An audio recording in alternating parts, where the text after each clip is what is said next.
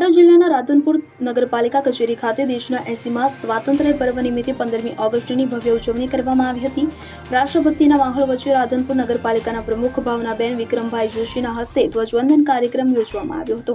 આ પ્રસંગે નગરપાલિકા પ્રમુખ સહિત નગરપાલિકાના પદાધિકારીઓ, સભ્યો તથા વિવિધ ક્ષેત્રના મહાનુભાવો ઉપસ્થિત રહ્યા હતા. કાર્યક્રમમાં બાંધકામ સમિતિના ચેરમેન શ્રી ગુલામભાઈ ગાંધી, જ્યોતિબેન જોશી સહિત અન્ય મહાનુભાવોએ હાજરી આપી સ્વતંત્રતા પર્વની ભવ્ય ઉજવણીમાં તેઓ સહભાગી બન્યા હતા.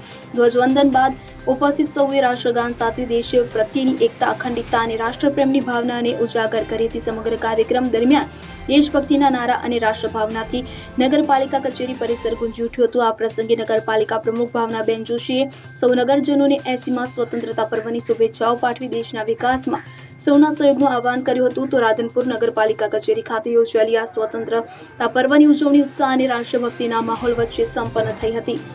વસંત કડિયા, રાધનપુર. હવે જુઓ દેશ દુનિયાની તમામ ખબરો તમારી આંગળીના ટેરવે.